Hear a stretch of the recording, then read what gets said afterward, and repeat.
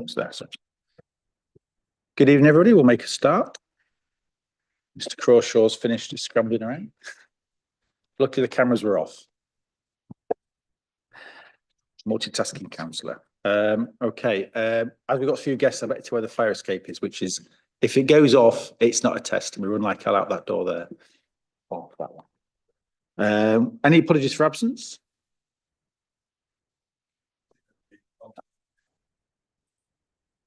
Good. Is Mr. Councillor Waller on his way? You see? Possibly, maybe. Councillor Waller, is he on his way? We see. Yes. Sorry, Chair. Yes, he is. I saw him cycling up admirably up Holgate Road. I was just ahead of him. Hey? He was coming up. Yeah. Right. So Councillor Teller won the Councillor bike race. Good. Any declarations of interest? Councillor Cliffordson. Yes, Chair. I declare, I suppose it's an expired interest as a former trustee of the Museums Trust. And also my wife, Councillor Winston, and I are supporters of the Theatre Royal. Good. Councillor Crawshaw. Thanks, Chair. So I've got a few to declare. I'm a current trustee of York Museums Trust, and the advice from the monitoring officer last year was I could stay at the table, but just not to ask any questions for that item. So that's what I intend to do there. Agenda item 7. I'm an observer to the board of the York Theatre Royal, so there's no interest in as such, nothing to prevent us taking part, but just for openness. And similarly, and while I'm at it, there is a reference within the papers of the Reach progress update at item 6 about the collective share house, of which I am a member of the steering group, but it's not in any way relevant to anything that's within the papers. So again, just for openness. Thank you. Councillor Knight. Just for completeness, as Councillor Crawshaw has mentioned it, I'm also an observer for the York Theatre Royal Trust. Okay. Minutes of the last meeting. Anything to raise? All happy? I'm to sign. And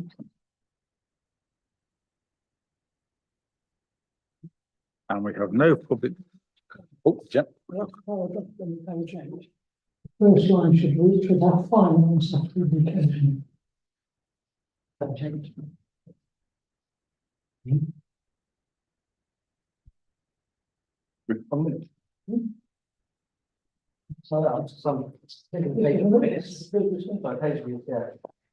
I'm looking at stuff. It's page 8 of the document, yeah. Finance.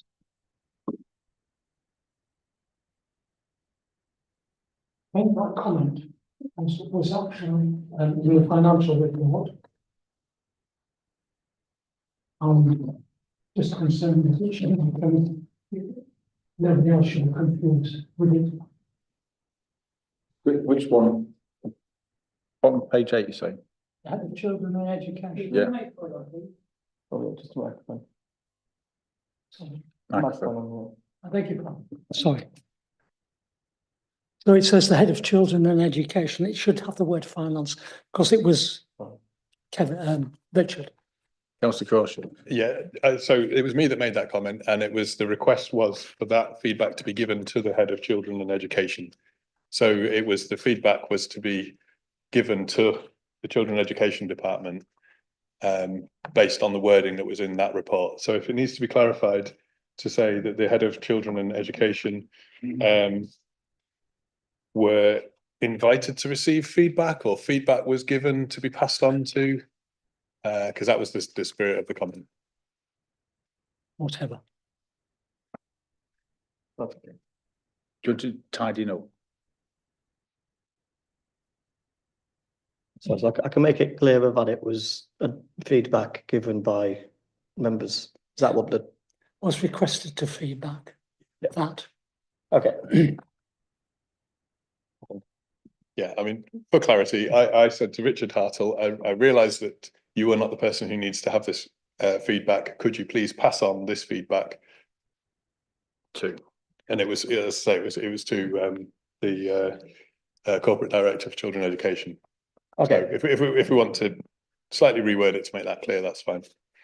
so whose actions it is. Cool. With that slight tweak, all happy. Lovely, right. York Museum Trust, just so everyone's aware, the first two items we are somewhat restricted because our lovely speakers have other engagements to get to because they're busy people. So we'll have York Museums Trust for half an hour till 6:10 at the latest, and then Reach will be on at 6:10.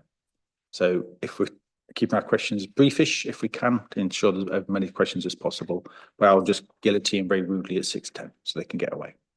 Thank you. So over to Catherine, Pauline and Andrew. Okay, well, firstly, thank you for allowing us the privilege to go first on the agenda. It's very gratefully received. I wasn't proposing to talk in any detail to the paper that we submitted a few weeks ago. Thank you to Pauline for the introduction to the paper.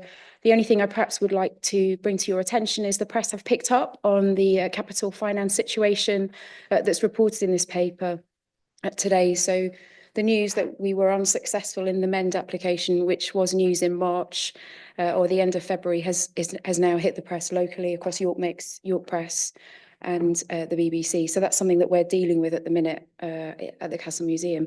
But I'm very happy, David, sorry, I should introduce my colleague David Bryan, who's our CFO. This is his first year of attending this meeting, but we're very happy to take questions on anything that's in the paper or perhaps anything that you would wish to ask us about that isn't included in the paper. If we don't know the answer, we'll obviously go away and find it out for you expediently. Thank you, Chair. I've got a couple of questions about page 19 of the papers for tonight. And it's at the bottom of the penultimate paragraph on page 19. The higher of the two paragraphs talks about a letter of credit. And my question on that is, have you got some plans to ensure that there's an appropriate bank balance to underpin that liability? And I suppose the next, can I give you both at once?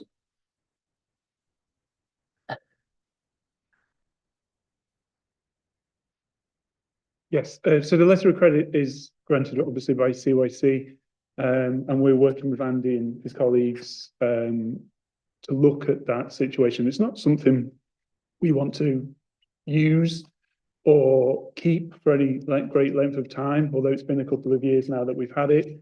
We're very grateful for it, and we will need it until some other plan is in place, which we hope to get in order by the summer. Yeah. I was thinking of external sources of financial backup rather than necessarily CYC. I'm not suggesting that CYC shouldn't be doing anything about it. My history is that CYT should be supporting the Museums Trust, but it was just in these fairly awkward financial times, if there were any possibility of alternative sources of backup. Yeah, happy to take that question, and absolutely, we're very grateful for the continued support, both from CYC each year, but also in terms of the letter of credit that helps us get through audit.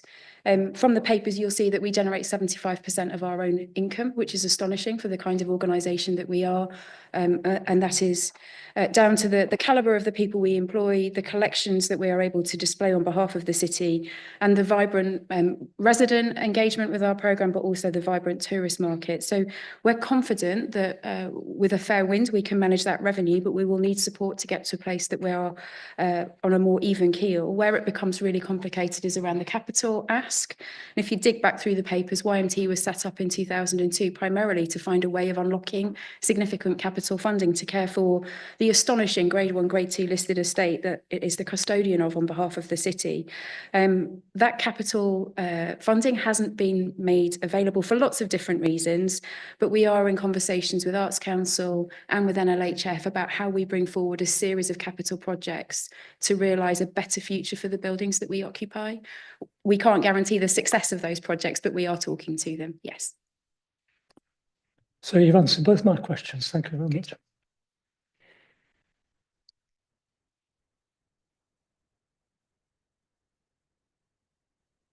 Oh, councillor Clark.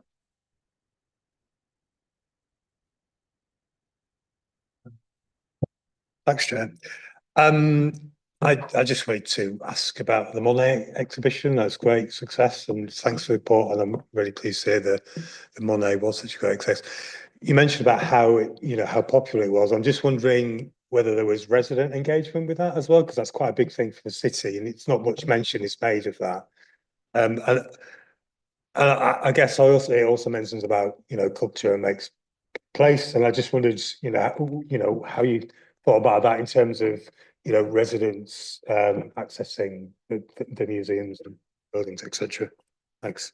Yeah, thank you. Great question. To take the Monet question first, we've got an impact study on that exhibition, which we can share, which demonstrates that of the just over 70,000, just shy of 72,000 that came through the doors for the Monet, many of them were from York and North Yorkshire.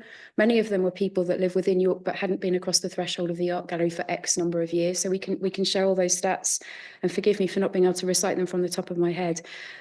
So I think that demonstrates to us that when the programming is right, people want to come and see it. And so we can see obviously the success of that.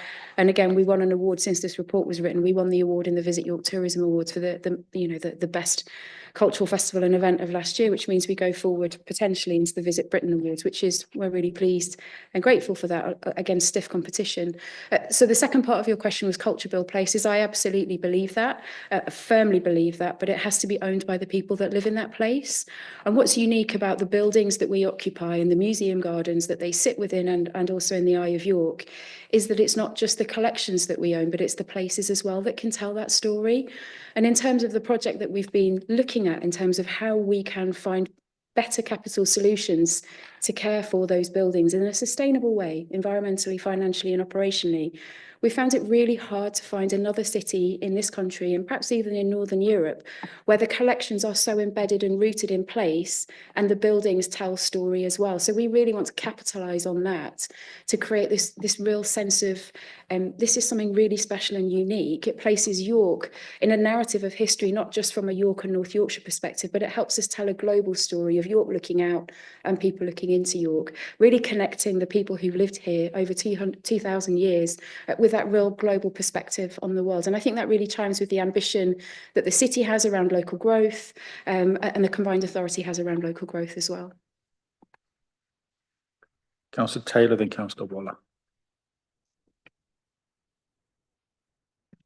Thank you, Chair.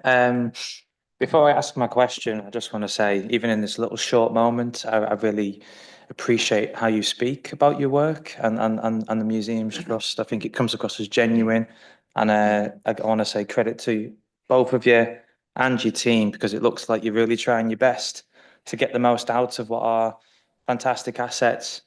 But there's challenges around that. But what I wanted to ask, and I'm sure there have been a lot of things in this area, is whether you could talk more about cost-cutting measures or even just internal efficiencies that you've managed to strike to help address some of your financial challenge. Obviously, longer-term funding sums are probably where your head and your heart is at, but there's always things you can do internally. So thank you. Just in terms of the YMT experience you've got from David and I around the table, you've got just under 3 years worth of experience. I've only been in post since January 23, and David joined us last June. So well documented that during COVID, YMT went through an enormous cost-cutting exercise, losing 60 colleagues through a really carefully but very kind of bruising set of cost-cutting measures. In terms of the conversations that we've had regularly with colleagues at CYC, we've looked at the levers we can pull to generate as much funding as we can. And so very sadly, last year, we took the last measure of charging, which was something we didn't wish to do at the art gallery. We have explored whether we should put charges on any of our other spaces, but we don't believe we can. Your question was about efficiencies. One of the things that we found is that the income that we generate, remembering that we generate 75% of that income, is predicated on the quality of what we offer visitors. And so there comes a point that if you continue to cut the things that people come to see, fewer people come to see it, and the quality at which it is executed is diminished. So it's a really difficult balance to strike.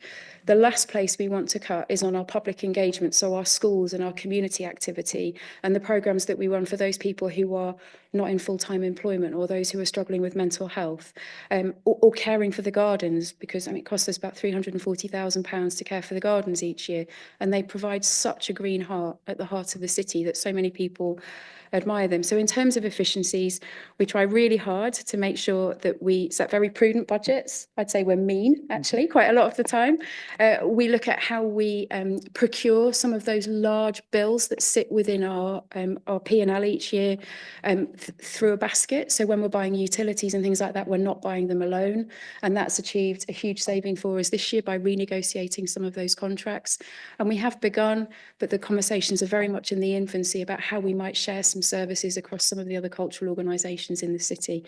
I think it would be very difficult for us to sit here in future years and tell you that we can deliver the kind of visitor numbers that we're delivering and the kind of revenue that we're delivering if we were to cut the service much further. We could absolutely do that.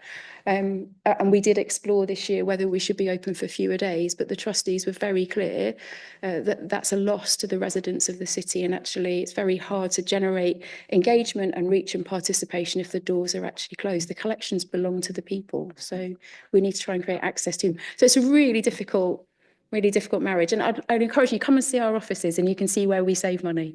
It's definitely not on looking after our staff in nice offices. If I may, Chair, just to say thanks for the answer. You know, at risk of being misunderstood, I didn't want to come across as being a proponent of vicious cost-cutting measures. But there is a difference, isn't there, between cost-cutting and efficiencies. There is an overlap in those things, but it's just an area of interest, that's all. Thank you. Cheers. Councillor Waller. Thank you, Chair, and thank you to Catherine and David for the report. I welcome the detailed summary of the access to schools. I think we, at this time last year, talked about the importance of ensuring that engagement. And it is helpful to see that. I'm just, it's not every school, and in a 12-month snapshot, you wouldn't necessarily get every school, but it's really, are you checking why some of the other schools aren't coming and whether there's something that can be overcome there?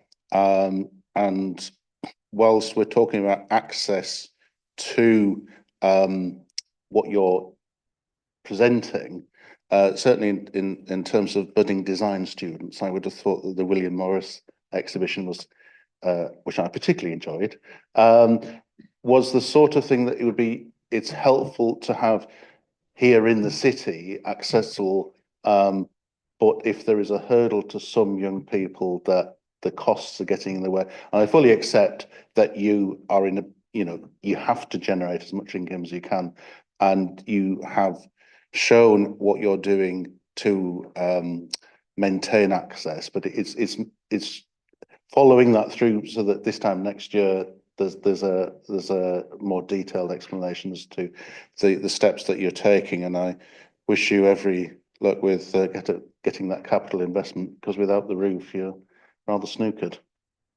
Thank you, Chair.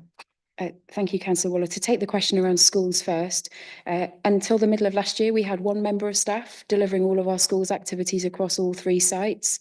And that member of staff had only been recruited after we had got out of the COVID deficit that we had ended up in previously. That colleague has taken our learning programmes and transformed them. You will see from the report, we are particularly applicable to schools who are teaching the history curriculum at Key Stage 2. The Yorkshire Museum is a gift for our schools at Key Stage 2. I'm sure I said this to you last year as well. The same at the Castle Museum in terms of curriculum around the Victorian areas. So we're working really hard. We're able to supplement that team +1. So now we've got someone who can answer inquiries and book groups in, and there is as much work going into booking a group and making sure that they have the right access they need as there is to actually delivering that. In terms of extending reach and participation, we're really mindful that we serve also North Yorkshire, and obviously getting to York is often the biggest barrier to schools coming because of the cost of transport. So we are the lead partner of Time Odyssey, which is a project which has been developed by a French philanthropist through an organisation called Art Explorer. And this uses technology to engage young people primarily with the Roman period. And we've got some of the most stellar Roman collections outside of London in this city. And that programme has been enormously successful. And we look at how we can engage students on some kind of treasure hunt. That's the easiest way of describing it, as they move around the organisation, move around the Yorkshire Museum, and then that also creates digital access. From that, we've also created a partnership to help launch the Roman Festival, which will be happening this May half term. That partnership working across the University of York, the Civic Trust, York Minster and York Archaeology. And all schools will get something to play out in it. All York schools will get something to play in assembly when they come back from the Easter holidays, just looking at the breadth of Roman related material that is curriculum linked at the Minster, at York Archaeology, and about with us at the Yorkshire Museum. So that's not about doing things, not about creating more, that was about working together to produce breadth and to really demonstrate to those teachers that are teaching that at curriculum, so for those children who are 7 right the way through to rising 12, that there is a range of opportunity in the organisation. We're also looking really hard at how we can fundraise to create better spaces for those students to come into, and how we can budget relief for schools that otherwise can't bring their students to us. We do know anecdotally that the majority of schools come because they can walk to the city centre. That's the single biggest factor. And if we can't provide lunch space for them on the day they come, it's very difficult for them to join us. The other part of that is we have run some significant CPD events as well. So we ran a CPD event around Monet to try and understand how we could support teachers working at Key Stage 2 and Key Stage 3 in teaching art using our programme. And we're running a joint CPD session in May around the history curriculum at Key Stage 2, again, running that with partners. Your question was, the second part of your question was about access and price point. We spend an inordinate amount of time looking at our price point each year, as you would imagine we would, Councillor Waller. And we have explored student discount. We explore discounts for lots of different groups within our extended community. And so I will take that away for something to look at when we review pricing again for next year. Certainly we work with some of our FE and HE groups within the city to make sure people on specific courses get in for access for specific exhibitions and programmes, and they're often contributing to those too.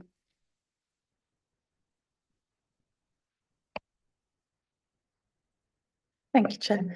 Thank you. That's really helpful, and I think we can all be very proud of our city having this rich depth of activity, and you can be very proud of yourselves for what you deliver. I've just got a quick question about visitor numbers, which I couldn't quite get my head around. Is York Art Gallery there's quite a significant drop in visitor numbers, and yet over 70,000 of those were for the Monet exhibition. So I'm just wondering if you can just clarify what's changed in the 12 months to make such a significant difference in the visitor numbers, please. So if we look across York Art Gallery, so the actual for 23-24 was what we achieved, and obviously the forecast, we completely beat our forecast for this year. So we've given you the figures that we were expecting. I can't remember what the scores on the doors are. We looked at them earlier on today, didn't we? For the art gallery, it's over 120,000. So we absolutely beat where we'd expected to. So we had expected Monet, we'd hoped Monet would do well for us. It beat all of our expectations. So I think that what you got there is the forecast. Right. Thank you. Councillor Cole. Thank you, Chair. Obviously, Monet was a tremendous success, not only for yourselves, but for the city as a whole. It was a tremendous experience and opportunity. Was it a one-off, or are there any plans, hopes, or even dreams for similar opportunities? Good question, Councillor Collick, and it's the question that we talk about frequently. We have 2 formal partnerships with national organisations at YMT. The first is with the British Museum, primarily in the Yorkshire Museum, given the collections and the overlap there. And the second is with the National Gallery at the Art Gallery. So we are talking to them. We are talking to them about what we might like and what they might be willing to loan to us.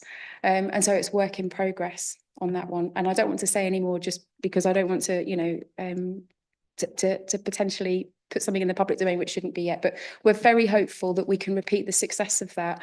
And actually, in terms of the 12 venues, I think the impact that Monet had in York and the Turner painting had at the Lang Gallery in Newcastle was beyond the National Gallery's expectations. So I think for them, it's achieved way beyond what they imagined it would. So they're very keen to replicate, and the opportunity arises. I'm pleased to hear that, and I understand perhaps there are things about which you can't say too much at the moment. For Councillor Nelson, just got a supplement to that. Being simplistic, is it just a case of they've got pictures down in their basement, then no one's seeing that, you just go say, look, we'll take those two? Wouldn't that be lovely? Why not? I think what made the Monet exhibition so successful was the fact that the painting that you can see on the walls of, well, in my opinion, was the painting that you can see on the walls of the National Gallery had more space to breathe than it does when you see it in London. And it was an exhibition that was all about Monet and how he sits in that canon of landscape painters. If you go right back to the early 19th century plein air painters working in France, and it took us right up to the contemporary with the commissioned work that we produced, that Michaela Yearwood-Dan produced for us. Creating that exhibition took us about 18 months, and it cost us about £85,000 to put together. We bought loans in from 10 other institutions, some private collections, and we would have taken more loans if we'd been given the opportunity to. So yes, we would love to take something, but actually what we need to do is decide what it is and then give ourselves 18 months to put the programme in place around it. And then if you think about the impact the Wildflower Meadow had at the back of the art gallery, it's about how then we draw that wider programme in, how we link it to the gardens, how we link it to experiences that people who might otherwise not come through the door of the art gallery can engage with, how we link it into schools programmes, how we link it into our community engagement work. So yes, we know what we'd like, but we need to have the commitment that we can have it with enough time to design the right programme around it and then deliver it in the way that we feel happy with. Councillor Nelson. Thank you. And thank you as always for a wonderful report. And it's great to see so much activity going on. It won't surprise you I want to ask about schools. I spent today teaching prehistory to Key Stage 2 in a museum. Apologies for being late. But I noticed that it's really great to see you've kind of got that programme off the ground at the Yorkshire Museum. I know that was something I was asking about this time last year. But I noticed that you've still got, according, if I'm reading this right, all of the Castle Museum and all of the art gallery engagement is self-led. I know that you've only got one member of staff, but is there a plan to put something more formal in place? Are you looking at bringing facilitators in perhaps to support delivery? Kind of what's the plan there, or are they going to remain self-led sites? No, is the simple answer to that. So just as we launched the programme at the Yorkshire Museum, we work to pilot sessions before we make them available so that schools can have a say in how we might improve them. And so before Christmas, we piloted 4 sessions at the Castle Museum that we will put live in the summer term. And so they are specifically around Kirkgate, they are specifically around the experiences that we have on the female prison side of the Castle Museum. So they will go live. And then when we've got those up and running, we'll move to the art gallery. We've also been able to invest in the space that we welcome students and young people and school groups into in the art gallery through a very generous anonymous donor, and that space will be up and running and helps us run National Saturday Club, obviously on a Saturday morning. And we again had a bequest that enabled us to improve the learning spaces at the Yorkshire Museum, and we're just working at the minute to try and understand how we might unlock some funding from a trust and foundation to do the equivalent at the Castle Museum, because we know how vital that the space is to bringing the visit to life. And I mean lunch space, bag space, all of those ancillary things. That's great to hear. Thank you. Any more? Oh, fine then. Bit where you say the attractiveness to visitors will continue to decline because it doesn't meet modern standards, accessibility and facilities. What do you mean by those two? Is it like the kids can't go on the machines type thing, and is accessibility just disabled, or is it beyond that? You okay if I go again? Yeah. Thank you. Yeah, I feel really bad that we're not giving him a 10. So I think there are 2 things there. The first is, if we imagine Maslow's hierarchy of needs, sometimes people walk into our spaces and and the toilets are leaking. So at the Yorkshire Museum, we've got a problem with leaking toilets. It's just not a very pleasant experience. At the Yorkshire Museum, we don't have a designated place where you can have a cup of tea or you can get any of those kind of respite. And actually they are, given the way many of us live our lives now, they are some of the expectations, the basic expectations that people have when they come into a space like that. We can meet them, and we are not meeting them. The single biggest concern that was raised with us during the Monet exhibition was that the cafe was too busy. We couldn't service the number of people that were going through the art gallery at that time. So that's the first thing. The second thing is around physical accessibility. We've got parts of our estate that is actually physically impossible to get to if you are not able-bodied. And there are parts of the estate that it is not easy or straightforward to see a way of modifying a listed building to make that access possible. So that problem is writ most large on the Castle Museum side of the city, where on the debtors side, which is the bit that's behind, in front of Clifford's Tower, if you're stood with your back to Clifford's Tower, we've got a lift and we can create access around all of that side of the museum. But on the female prison side, which is the bit at right angles to Clifford's Tower, the Castle Transformation Project, which was the project CYC supported, leading right the way up to 2019, demonstrated that the only way of creating level and lift access to that side was to extend that building. And the price tag of that work touched nearly £80 million even in 2019.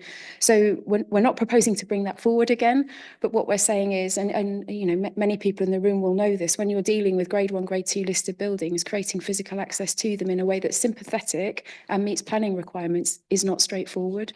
And that's some of the complexity. So some of it we can sort, we can fix toilets, and we can create better cafes where we've got a cafe, but some of the other stuff is almost on the too difficult pile because it is too difficult.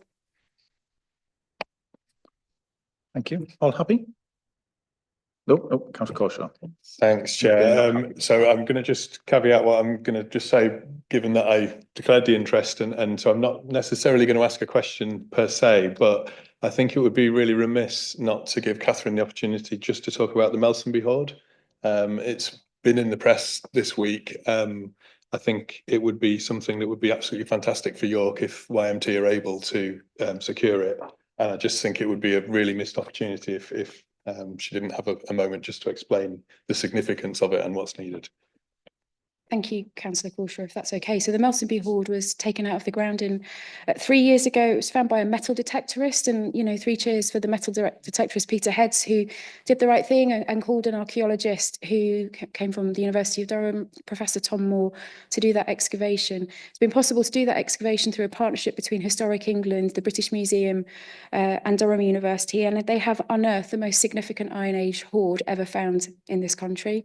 Those objects tell a story of a people who are rich beyond our imaginings, networked across Europe beyond any of our textual information or what limited sources there are from that period.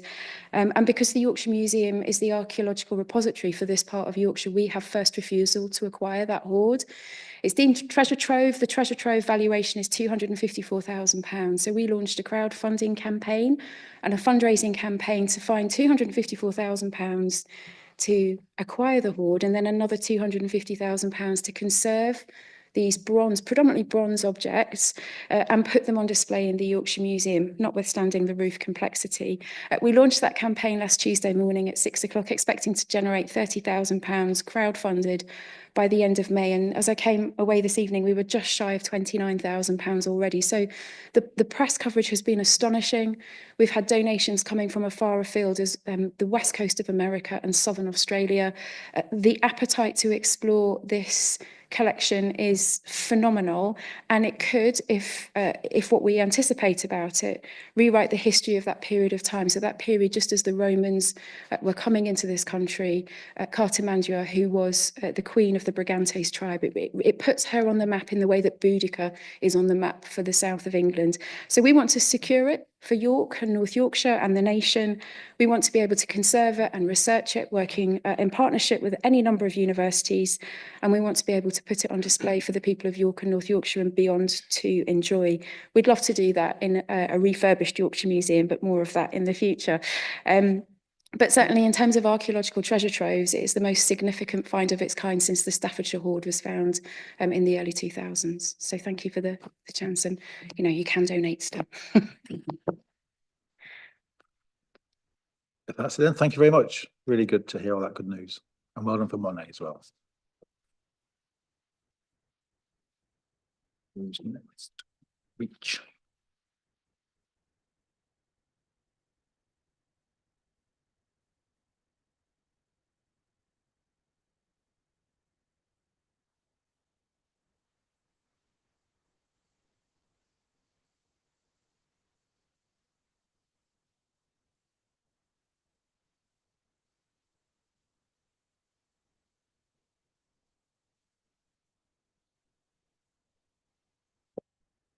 Item 6, Reach, with Chris and Maxine, and Chris also is a busy man, and he's going to leave at 6:40. If you're still going, Christine can carry on. Sorry, Maxine can carry on. Thank you, Chair. I'm just going to do a very brief introduction and hand straight over to Chris. At this time last year, you received a progress report from Reach, which is the York Cultural Education Partnership. This is a further progress report for you to summarise the activity that took place over the last academic year. And I'll hand over to Chris. Thanks, Maxine. Thank you for the opportunity to talk to you about the work Reach has done.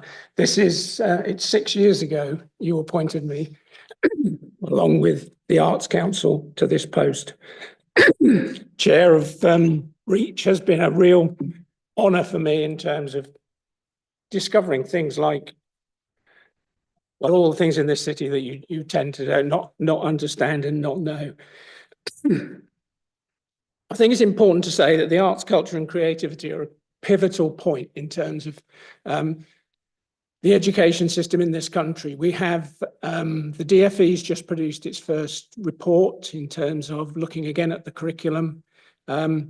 We have a huge body of research that says this stuff matters. This stuff makes an incredible difference to young people in terms of their outcomes, in terms of their mental health and well-being, in terms of their life chances.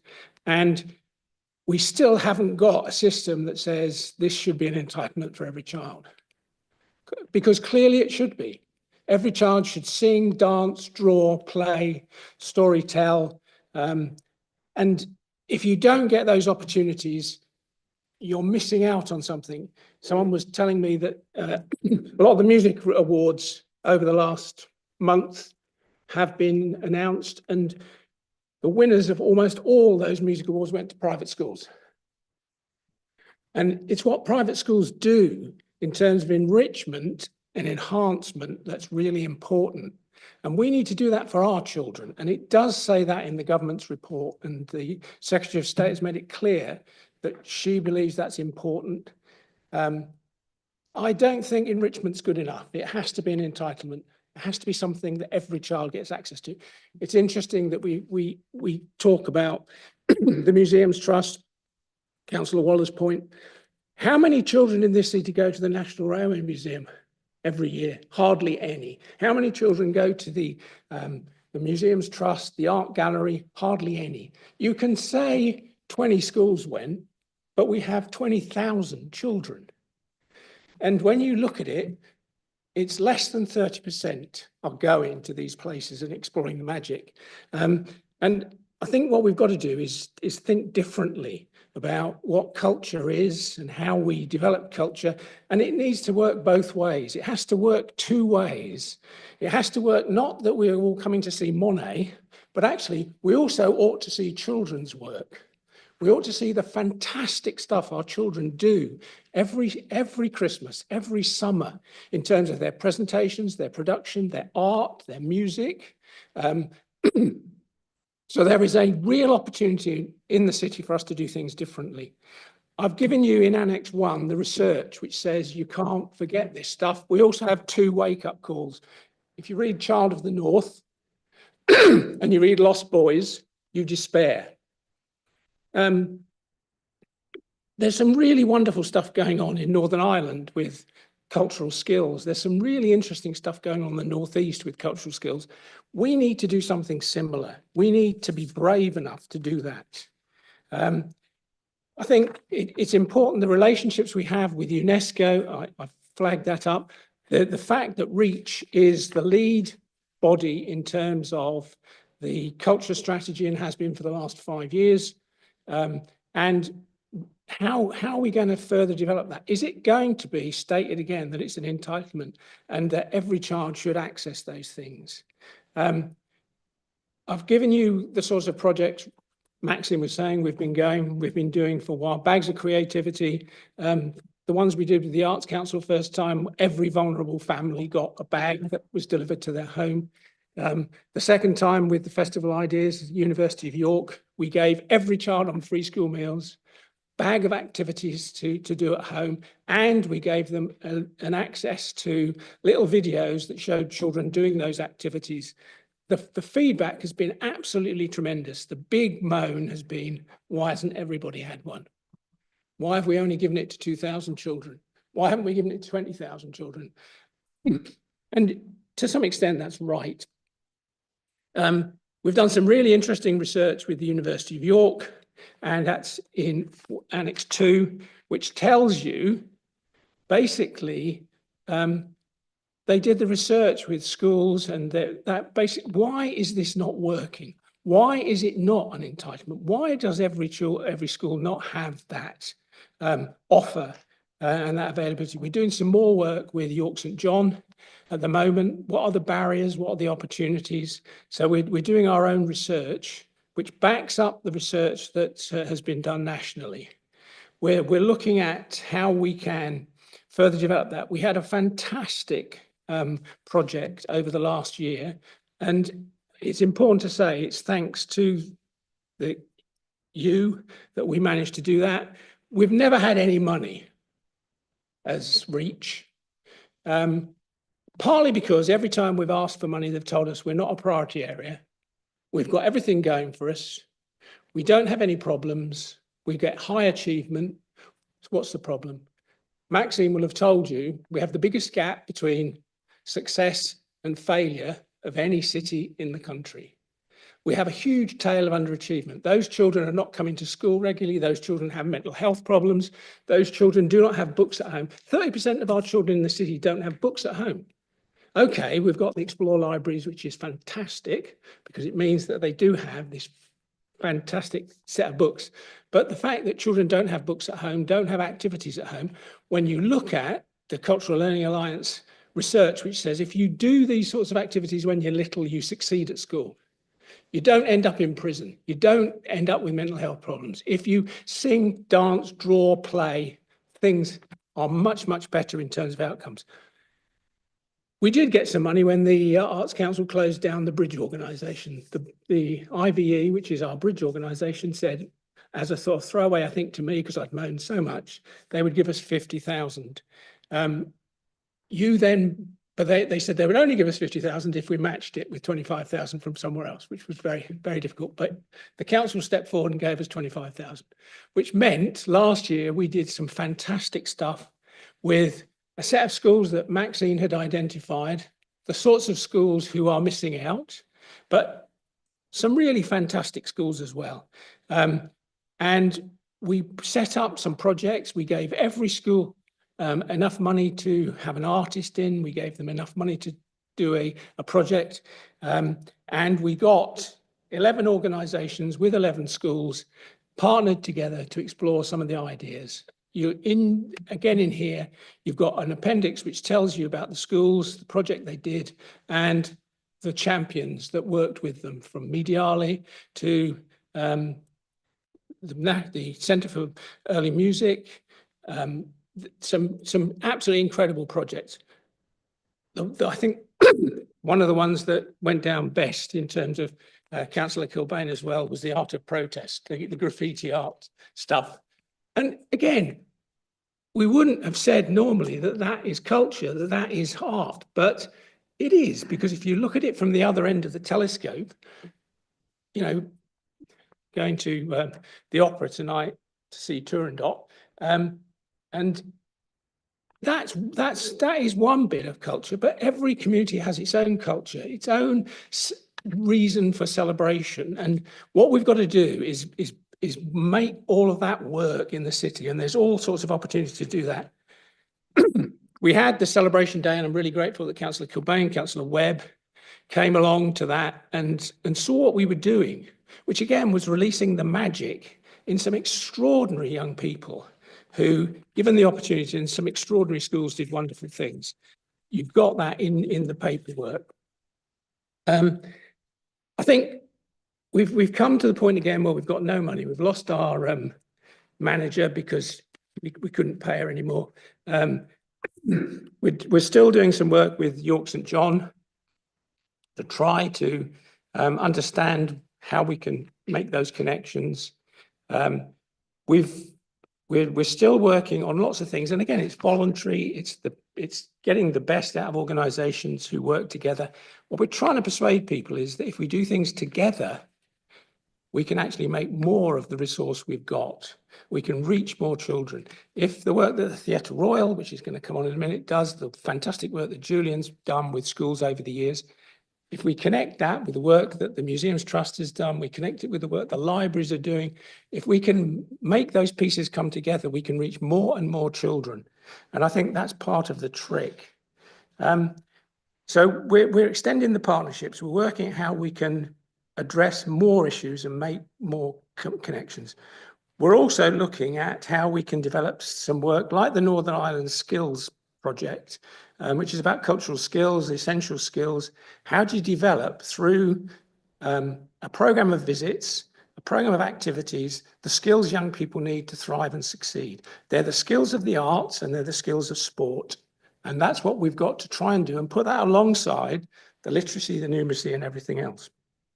There's some really interesting work going on in Denmark because we have a relationship with Denmark through the Angels Project and through Draw with Denmark.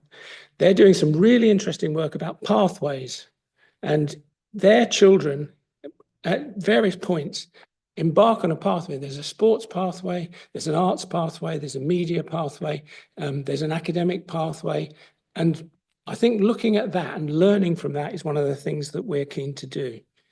We're again launching, and I've given you in the appendix another Draw with Denmark project. This one's called Angels of Hope. In a world that's gone mad, we all need hope. So what we're going to do, Maxine and I, after Easter, will send the materials to all the schools in York, all the community groups, all the youth groups we can find. Been talking to the virtual head just now, and get the children to draw pictures to sit down and talk about hope, talk about angels and talk about messengers and talk about the things that are important, and draw the pictures that we will collect together and send to Denmark to use in their worldwide exhibition, because it will go to Cali, it will go to Paris, it will go all around the world. And as you probably know, 18 months ago, two of our children's work went all the way around the world as animations.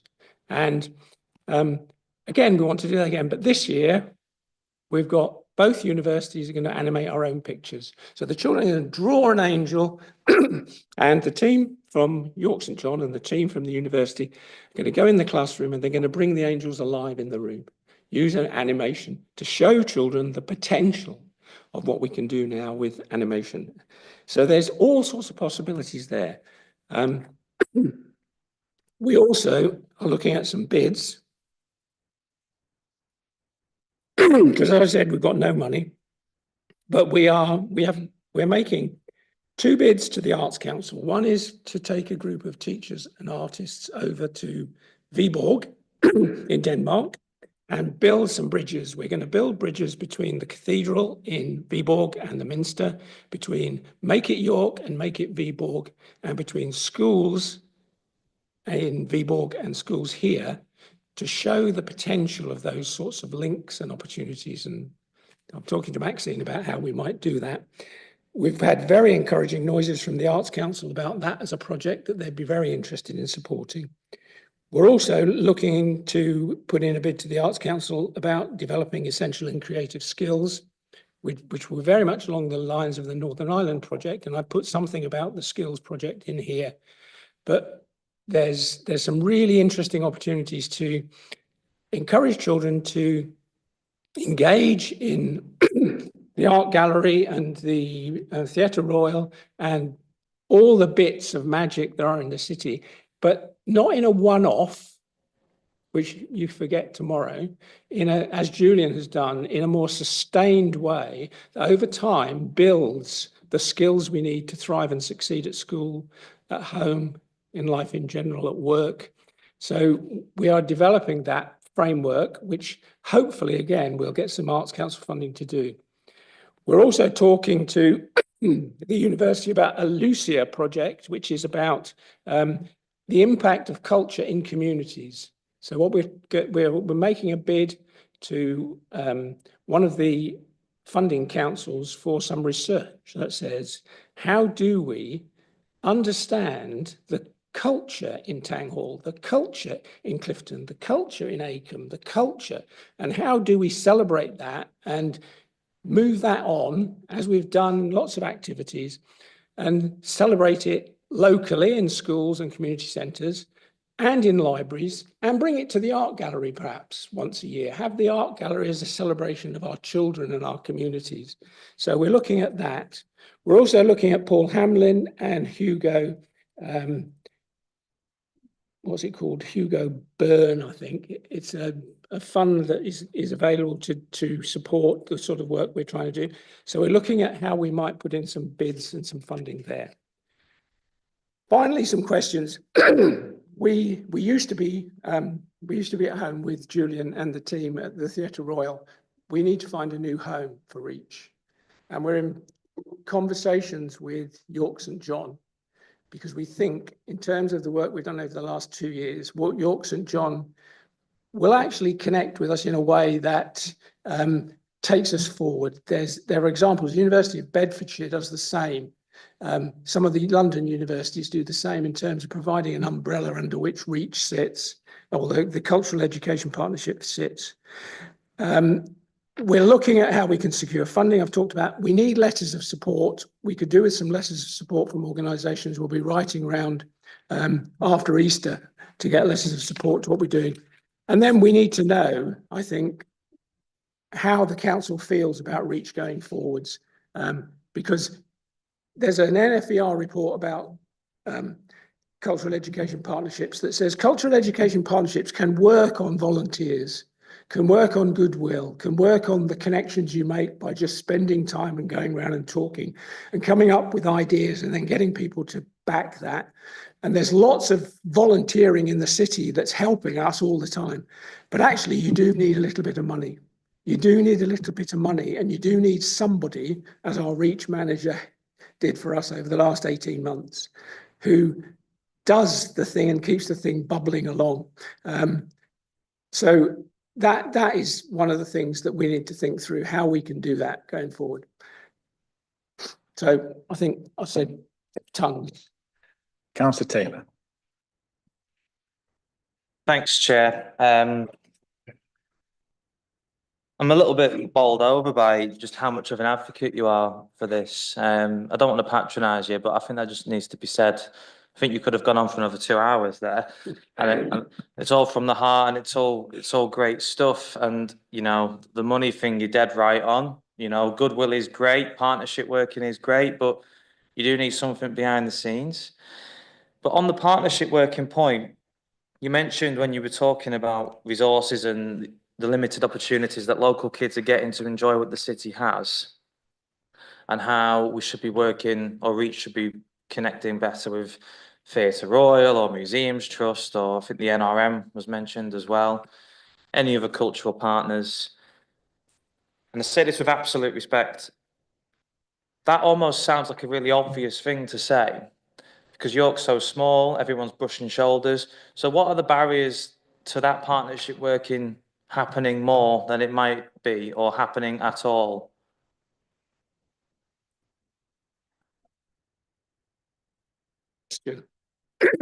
I've been doing this education thing 50 years, and I still do not know. I still do not know how we can be in a position we are now, where we don't see that actually together everyone achieves more. If we all put our 2 pennyworth in, we get out 20 pence. I've talked to Councillor Kilbane about volunteering. In a city like York, if everybody, if the what was it, 220,000? If you take the children out, you're probably down to 180,000. If every person in the city gave an hour of their time, we could change the world tomorrow. You know, if everybody went into a school and read, or, you know, read a book, did some maths, took their science, took their interests, we would have such an energy and commitment around the thing. And, you know, I think, you know, Maxine and the team working really hard. The fragmentation of the school system in terms of academies has not been helpful. And, you know, there's all sorts of good things. But one of the questions I asked, I used to run the education service in Leeds. I ran the education service in Leeds for 10 years, which is a private company. I also here for 5 years, part of the team that set up the first education team in York. And I asked the DFE a question when the academy thing came, which was, how much in terms of cost is the management cost now compared to when I was here? And they won't tell you. They won't tell you, because it's massive. The management cost is massive, like most things, in terms of the way things are fragmented. And okay, there are real pluses about academisation, but, you know, there are children. There are schools. And it's the same with the children in the private sector. There are children. It ought to be us all working together to maximise and cross-fertilisation. When I was here, you know, we could cross-fertilise. When I worked in Leeds, we had 330 schools and they worked together. If we had a problem, someone had sorted it somewhere in this. We worked very closely with Stockholm. We worked very closely with Helsinki, because everybody said, go and you find the answers in Stockholm or Helsinki or Denmark. You don't find the answers there. A lot of the answers are here already. We've just got to dig them out and make them more consistent. So I think one of the problems for the big organisations is they are driven by the Arts Council. They're driven by an agenda which says it's about bums on seats, people coming through doors. And you've got to understand all those vested interests are really important. But how do you get people coming? You get people coming if we take, let's say we took children's summer activities and took them to the Theatre Royal and did the productions there, people would come. If we took the artwork to the art gallery, people will come. We did an example. We used Haxby and Wigington Library to celebrate Angels of Hope 2 years ago. And the number of people who came to see their children's art in there was fantastic. The numbers went right up. The coffee bubbled along. The money made in the coffee bar was fantastic. It's how we think differently about how we celebrate what we do, I think. And, you know, I have to be careful what I say, but I won't. You know, we have a Citizens Weekend once a year. Should be Citizens Weekend 52 weeks a year. Surely, you know, and, you know, we've got lots of people, when you talk to people in Clifton and Acomb and Tanghall and Haxby Wigington, they don't go into the centre of York at the moment. Why don't they go into the centre of York at the moment? Or why don't they go into the centre of York? Because it's a hen capital, it's noisy, it's difficult, it's challenging, and it's all the right reasons because people come, but it is not their centre. Young people do not go into the centre of York. They do not go to these places. We have to turn it around the other way and say, okay, let's take the Theatre Royal to Tanghall Primary School. Let's take the Theatre Royal to York High. Let's take the Museums Trust to York High. Let's think differently like that. So, and eventually, if we then use the libraries as the stepping stones, we have a series of stepping stones which will bring people to where you want to bring them. That probably isn't the answer you wanted, but... Councillor Crawshaw. Thanks, Chair, and thanks Chris, for speaking sort of in the round, because I think it's really important. When you talked about books and how we could do a thing with books, and I remember it just made me laugh that we couldn't do that. Yeah, because we don't think team, do we? Yeah. I mean, just so that everybody else is aware, we spent ages and ages trying to work out a system so that primary school classes that had to read the same book could purchase a book and then share it with the other schools in the local area, Yeah. so that instead of Among- in the every local school library. buying 6 lots, So you got, and it was trying to use the library to use it, and the whole thing, it just didn't work, and we spent hours. It was very frustrating. That wasn't what I wanted to ask you about though. No. And I just wanted to sort of echo really, you know, the point that you say around that children should have the right to access culture rather than it being something that's ancillary and added on. And I wholly agree with that. What I would also sort of observe though, I slightly disagree on young people not coming into the city centre. I know my daughter, who's 15, loves to go around the city centre, slightly as a safari, you know, seeing all the different things that are going on. But what she complains about, and I'm sure that this is the case across the piece for her age group, is where are the other people that are like me who are interested in, you know, music and dance and graffiti and art and all these other things? It's so hard to find a place for those people to find their own tribe. And I think one of the things that's happening within schools is so much of the time is being squeezed out to, you know, every minute has to be accounted for in terms of curriculum. So you don't get very much downtime to hang out with your mates. And if you're not doing the arts and culture, you don't get the exposure to it. And so I'm sort of wondering in a way, like on the one hand, I think quite a lot of what you're saying, sorry if this mischaracterizes it, but it is almost like, you know, how do we get the young people into these cultural establishments? How do we get them to access these places? But it's also, how do we go to the young people to where they're at to try to sort of work out what is it that they want actually to be engaged by? And I just wonder to what extent the focus is, you know, how do you tip that focus between kind of going, look, we've got all this wealth of resources in our city that you could all come and look at, versus actually, you know, you mentioned graffiti, you might be really interested in graffiti, right? Here's a wall that you can actually go and paint on. And if you're interested in that, do you know about Keith Haring, who came out of graffiti, but he actually does something else? Or do you know about Part 2, who's from York, who exhibits all around the world doing something which is an extension of? And it's finding those hooks, isn't it, I suppose, to pull people in. But what I see is a lack of spaces for those young people to get that first sense of, it's not just me that's interested now, I've got some mates and we can inspire ourselves and each other. Sorry, I'm not sure if there's a question in there, really. right, you're right. And it's how we can build. I mean, we lost a lot of those community spaces. There are community spaces. Our primary schools and secondary schools ought to be open more accessible. They're ours. They don't belong to anybody else. Those spaces are ours. It's like the sports facilities. You always say, you know, how the hell is it that most of the sports facilities are closed most of the year? I think that's right. How we think about what's local and how young people connect with what's local. You're right. And I remember I was involved in a project called Musical Futures, which was funded by Paul Hamlin. And they did the piece of research that says, where is music happening for young people? And everybody, of course, the teachers in schools were saying, it's here, it's here. 70% of the music was happening in bedrooms, garages, clubs, little corners. The vast majority of music was happening elsewhere. It's the same with culture.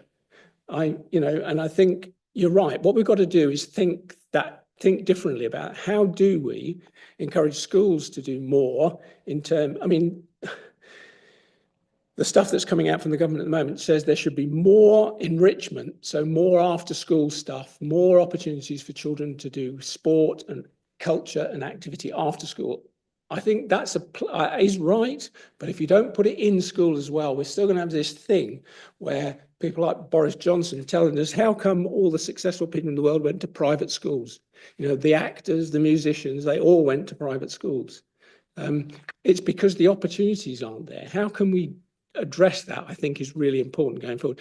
How can we use the libraries differently? How can we make sure that the libraries are spaces where young people can come? We have Lego clubs, we have, code clubs, we have chorus and a cuppa for older people. We need just to think differently about how that works. It's all part of that thing about, you know, who's the city for and how do we make that work? And you're right, it's a challenge.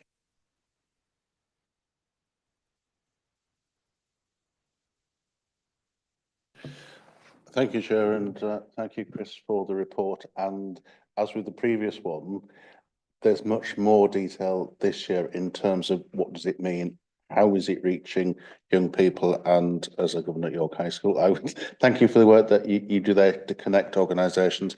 But I think this shows, you know, people say, well, what does this UNESCO designation mean? Well, this has fleshed out the difference that it makes and the celebration of that. So I think it's important, and I think it's worth celebrating what has been done. Yes, with a bit more money, you could do a bit more, but I think the fact that it survives on this shoestring is testimony to the dedication. So I think it's important that we keep, as a committee, awareness of this, because the potential to change young people's lives and to give them the opportunities that they wouldn't otherwise have is vital. And where there are, you see potential for spaces to be better utilised to provide that, I think that's something that the challenge comes back to us as to, well, why isn't that happening? And I think that together that will generate better outcomes for the city. So I think it's important to have you come back next year, and hopefully that we can have a dialogue about what has been done in the intervening period to make the difference. Thank you, Chair. Just one thing. Reach isn't just me. I sometimes think it's me with, you know, they say one man and a dog. I haven't got a dog. It's one man. It's actually people like Julian, who has done so much for Reach. It's people like the team at the museum, like the team at the National Railway Museum, like the team at the Early Music Centre. It's how we energise that togetherness and what we can do together and how we can log the pieces of a jigsaw puzzle together. One of the things, again, it talks in here is about opening doors.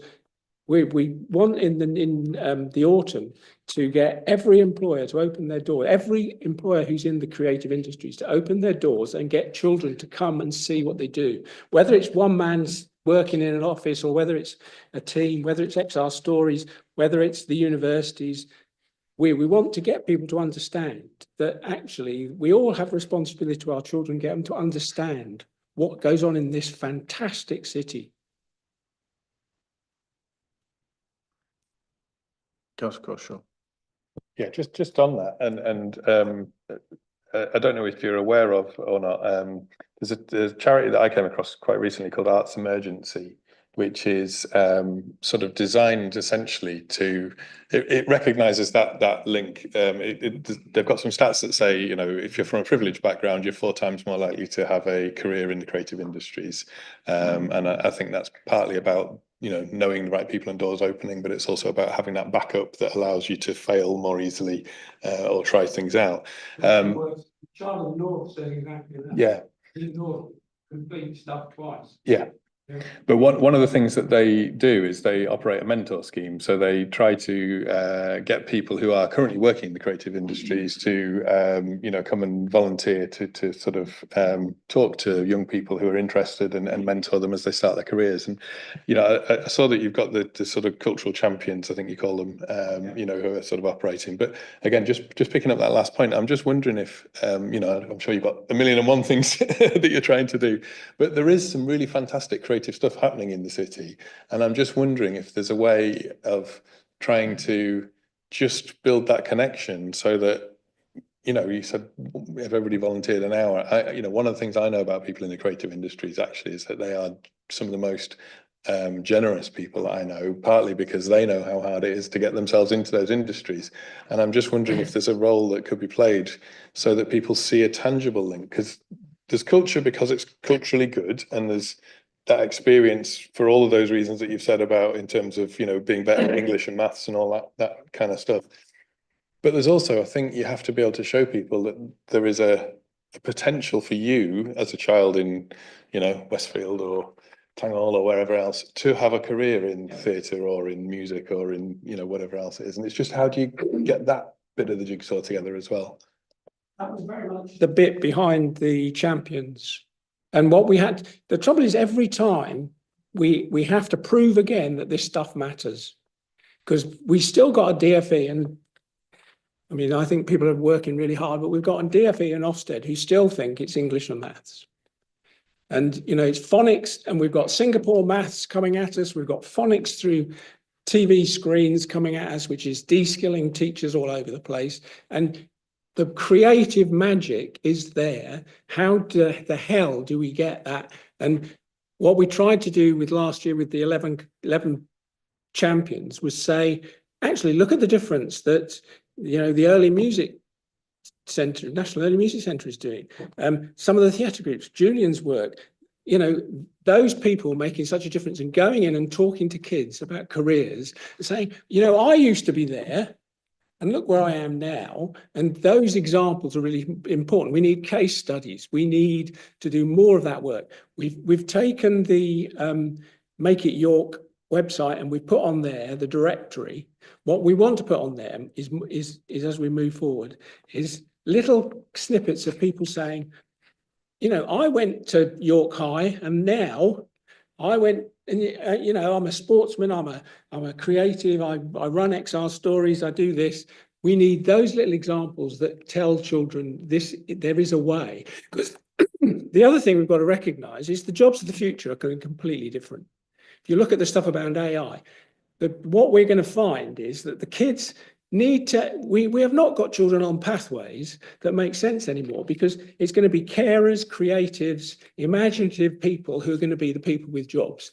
Everybody else, AI can do it. You know, you look at GPT, I mean, it's crackers. It's absolute crackers, isn't it? And the world is shifting so fast. And our children need to understand that. And currently the curriculum doesn't tell them any of that. Anyway, thank you. I know Councillor Knight's got a question, but Julian, Chris needs to get to the theatre for the opera.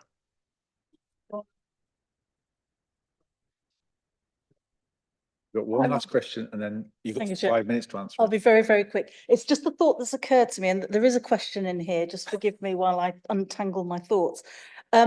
Picking up on the point that Councillor Crawshaw made and you made so eloquently, it is about privilege to a certain extent, sadly. For example, my son went to the youth theatre, but he didn't go to youth theatre because he woke up at the age of 7 saying, Mummy, I want to be an actor. It was because I enjoy doing it myself, so I encouraged him, and he got into it. Now he doesn't want to act, but he is very interested in screenwriting and the tech side, and he's doing bits and pieces in that. So the point is, I think it's not just about engaging the young people and the kids to get them to come into the city centre and do things. It's how do we engage the parents who they themselves may never have set foot in an art gallery or a theatre. And it's just reaching them to say that that's a, you know, a positive thing for them and for their children, and to enjoy together. So it's really what your thoughts are on that. The interesting thing, the other piece of work we're doing at the moment with York St John is the Lucia bid, which is about community culture in communities. How do we work with groups of parents, carers, interested people to talk about what their culture is, what they think culture is, and why that's important, and also make sure they have the information that's on the cultural learning website that says, you know, if you surround your kids with this sort of stuff, your kids have got a better chance in life. And it isn't hard work, you know, if you know, as long as you're prepared to put in those bits of effort. You know, dads reading with their kids playing with Lego and paint and all sorts of stuff when they're very little have such an impact. And you're right, what we've got to do is persuade people that actually, you know, if you look at a hospital isn't doctors and nurses. There are about 160 different jobs. If you look at a creative company, it's not just actors and whatever. If you look at the Theatre Royal, there's a huge bit behind the Theatre Royal in terms of jobs and opportunities. If we open the doors and we show people that, and I think also that thing about pathways, if we can do some work as linking with Denmark about the pathways, and those pathways give people the opportunity to find out, and then we celebrate that. I mean, the other thing we need to do, the interesting thing in the summer when we had the concessionary day at the Barbican, is the parents and carers came and they saw what their children were doing. And we had fantastic response from those parents and carers. And it's interesting that parents and carers struggle when it's English and maths. They don't struggle when it's come and, you know, listen to a play or have some fun or that sort of stuff, or come and see the sport. So I think that there are opportunities, but you're right. It's got to be a whole city approach to culture that says, you know, this is important. And you know, I keep saying to the schools, we need to pin stuff on notice boards in every staff room. We need to pin stuff on every workplace board that says why it's important that children do these things, why it's important that children read, why it's important that children play. You know, the first thing why is Draw with Denmark important? Draw with Denmark's important because the first thing any child does in their life is draw. And you know, the things, and any child can draw. I have a very disabled little grandson, and he draws faces for me now. They don't look much like faces, but they are faces. And you know, that is his way of communicating what he wants. And drawing is really powerful. And when we did the pilots of the Draw with Denmark this time, we did it Ralph Butterfield, where I'm a governor, Lord Derrimores, and we also did it in Strensall with some ward funding. Absolutely incredible stuff these children produced. So we're talking about year 5, year 4, year 5, year 6 children. The quality of the work they produced, the community, but also behind that, the discussion that says, what's an angel? What's this thing about hope? In every one of those cases, we got a list of things. What were angels? Why is hope important? Why is it important that we send messages around the world? Because we're all in this together. We're doing some work on green issues with York College. You know, we've got to take this seriously, haven't we? We've got to all understand the planet is burning up, and political timelines don't work. And certainly some political timelines don't work. You know, and it's really interesting. Children come up with some incredible stuff. We had some absolutely fantastic stuff happening in Strensall with a community group of youth. And we've been approached. I've talked to Councillor Cuthbertson about whether we could do one in Haxby and Weedington, a similar project with youth groups to talk about hope, talk about, because the mental health issues that we've got with our children are terrible. And we need to talk to them about hope. We need to talk to them about well-being. We need to talk to them about, actually, no, the world isn't completely potty. And I'm going to have to go.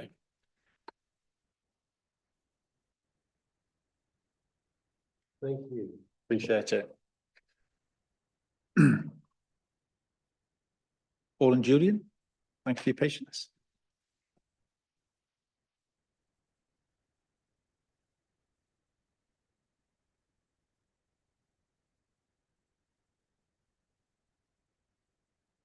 Let's listen to culturally.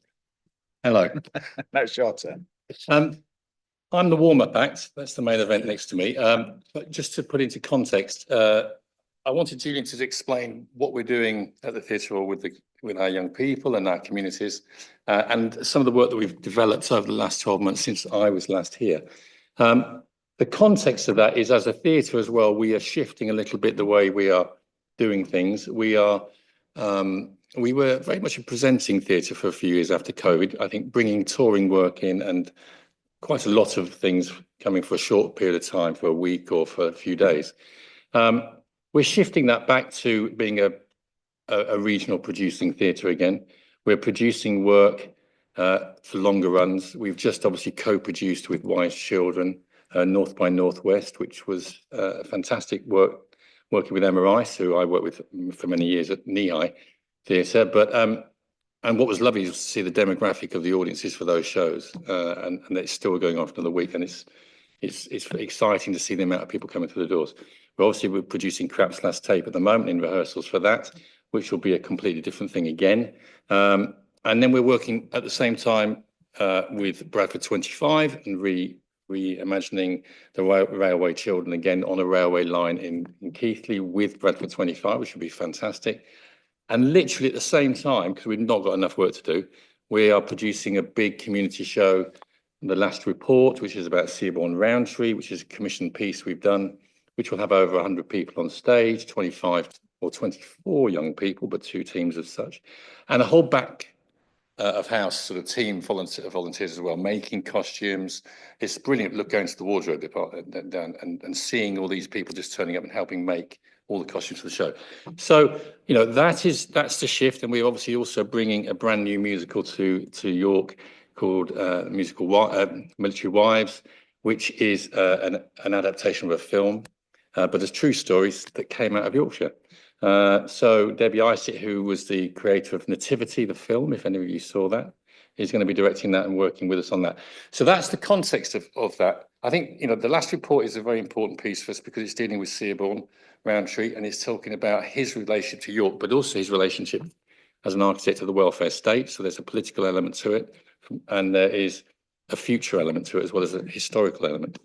But alongside that, the work that we've been doing in the creative engagement team, with Julian's been leading, it's just been phenomenal this year, and we've managed to be successful in a particular project, which I've asked him to highlight because I think it's quite phenomenal, and it will run alongside the last report. So I'm going to hand over to you, Julian. Just to say as well, Julian has to leave here in about half an hour to collect his young boy. So I just want to make that point. Great, thanks, Paul. Yeah, thanks for the opportunity to sort of talk to the committee again. The main slides that I sent you around the creative engagement work is sort of similar to what I presented last year. So maybe I'm happy to take questions on that if there are any sort of specific ones related to that. But just lots of interesting things obviously came out from listening to Reach. And one thing sort of would be really good to sort of talk about is the balance of our work out in the community and out in schools. I'd say the vast majority of our work does not happen within the Theatre Royal building. I think we only run maybe 4 or 5 sessions a week within the building. So being out in the community, in the 5 community sort of settings and spaces that we work in, and that sort of doesn't include the schools as well, I think it's a really important part of who we are as an organisation. We're not a heritage building with the sort of the rich history that we have. I think it's important that we can utilise that, but I think that we're trying to be sort of very active and being out in our community of delivering work where our community are as well. But also a lot of the work is sort of maybe process driven in a school or out in the community, but that if we're working on a product, we're trying to bring that into the theatre as well. I think that was sort of mentioned a few times in terms of connecting people to us as a building as well, in terms of giving young people the opportunity to perform on our stages, but also getting their parents and carers and young to sort of to come and see them as well. I think is an important part of what we do. That's sort of why one element is we will always going to be providing opportunities for our young people in our community to perform on our stages, like his last report. But I think it's really important to sort of to highlight the importance, as we said, of being out in your, you know, in your wards, in your community, going out to the people, but also, which was really came across with sort of Reach's partnership working. Partnership working is really crucial to what we're doing. So the partnership that we have with the place in Westfield is really key to us in terms of us delivering there. And in terms of the question that came around of how do we work with other organisations and partnerships, it's different. Although we might be within the arts or the creative sector, theatre is very different to music, is very different to heritage. They are different offers, but we do connect up. So if we use the example of our holiday activity and food programmes funded by the City of York, we're partnering with other organisations all the time, with York Dance Space to deliver their place, or York Dance Place at the place, or utilising the primary schools and working with partnerships, particularly on projects like that, which is directly funded by obviously council funding. So those partnerships are sort of happening, but I'm sure there's always more that we can do and utilise those partnerships. But they are there, and we're trying not to sort of sit in our silos too much. And sort of a really good example of that, just talking a little bit more details about our Sweet Legacies project, which is Annex A. So around his last report is that we commissioned that play of looking to do community productions sort of every other year. But we're always sort of, and there's always opportunity for people to volunteer across all the different areas: wardrobe, stage management, communications, archive. But that's still only ever going to get to the people that know about it and that know what theatre is and feel that's something for them. So what we did is put an application into the Heritage Lottery Funds to enable us to do a project that sat alongside his last report, that would specifically target communities who are underserved, who wouldn't necessarily know how to volunteer or know that they want to maybe volunteer or become involved with this project. So we've got a sort of significant amount of money that allows us to engage with the heritage of seaborne roundtree and the legacies of the roundtrees, but through creativity. So it's about sort of mixing sort of the heritage and the history of that, but actually how can we create responses to it today? So what's the roundtree's legacy to us today? And then finding a way of allowing the different community sort of companies to express their creativity in different ways. So that might be that they create sort of a podcast, it might be that they make a play, it might be that there's an exhibition sort of photography. So there's lots of different sort of artistic mediums that that for the community wouldn't necessarily sort of engage with us in that way. So I said sort of the objective is about identifying those groups who may work with, and some of the groups are that we work with already, but most are new groups who we've that we're working with. And then it's also then about working with that group about in what form do they want that creativity to take. So there's no good us going and say, here's a photographer. It's like, I've got no access to a camera, I've got no access to a phone. So it's about us saying, getting to know the groups, understanding how they want to express that sense of creativity themselves, and what aspects of the themes of the Roundtree's legacy do they want to sort of to explore as well. Is it about health and well-being? Is it about the welfare state? Is it, about the sort of different things that we've sort of identified and going into them with? And then it's really important just to curate their stories in a way that has some sort of legacy or representative of their group. So we're going to have a sort of a digital archive on the website that will sort of have that will represent their what they choose to create. And it's also allowed us to engage with, a much larger range of artists as well. So we're going and establishing a group, but then we will pair artists with the group to work with them in terms of what they want their response to be. And some of them, they might be live performances, other ones, they might just sort of be a digital assets. It might be an exhibition. It might be, it might be an album potentially. So it's a really exciting opportunity for us to engage with a huge number of different community settings. So I just about managed to put all the logos on one slide, but it's sort of ever growing. Sort of had to say to our colleagues, let's stop here. So some of the projects are weekly projects running, others are more sort of drop-in projects. So it will last all the way through to production and through to October as well. But as part of the funding, there's a researcher who's working with as part of the Borthwick and the Roundtree's own archive as well, to sort of to draw out those stories and then connect them to York citizens today. But then also there's an evaluator who would evaluate the project, because for us, it's always about legacy as well. So you're going to have all of these fantastic groups, but when it gets to October, how do we then continue to engage with some of those groups? We have a number of existing projects that we run, but hopefully some of those groups will come and join in our existing work. But the evaluation will sort of teach us through this project, what's working for our communities, and how can we continue to provide those opportunities, and how can we continue to work with these partners as well. And because because the funding, it allows all the activity to be free. It's really important that it's really accessible. So there's sort of access. So we're providing interpreters where needed, support workers as well. And also for us as an organisation and who we're working, there's a lot of training involved as well. So we have a cultural awareness training tomorrow, LGBT plus training, mental health training. That's, as an organisation, that we're sort of learning as well, and make sure that we continue to make the sort of our community production accessible, but accessible sort of moving forward as well. So it's a really exciting project for us. I think there's lots of regional things very jealous that we managed to get some HLF funding, but we did make sure that we really learned from it and utilise it, so we can sort of expand our reach, and people feel as though theatre is sort of a home for them, which is ultimately what we're about, I think. That's great. Internally, it's a project as well that is really inspiring the whole workforce. Excuse me. Lydia did a presentation to the staff a few weeks or so ago now. What's lovely is the number of groups that we're connecting up to started at about 10, then it went to about 12, then I was talking it's 14, and now it's 19. think, isn't it? And we've had to sort of say, that's 19 is great now, but we've got to make sure we can deliver. But it's amazing the energy and the enthusiasm from the team that we brought in to deliver the project and the team in the theatre as a whole. And it's really become very much part of the way the organisation's operating at the moment, that we're not working little silos within the building, but it is one big team that's connecting up. And there's a real energy, I think, at the moment around within both the work that's going on stage, which is obviously main part of the work, but the work that we're not doing on stage is equally as important and is seen to be.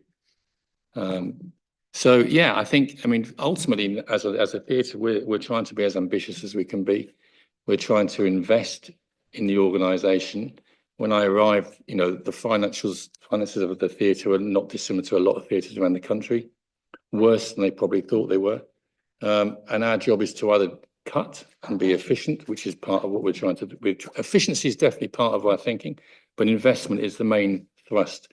And we're producing our way out of financial problems.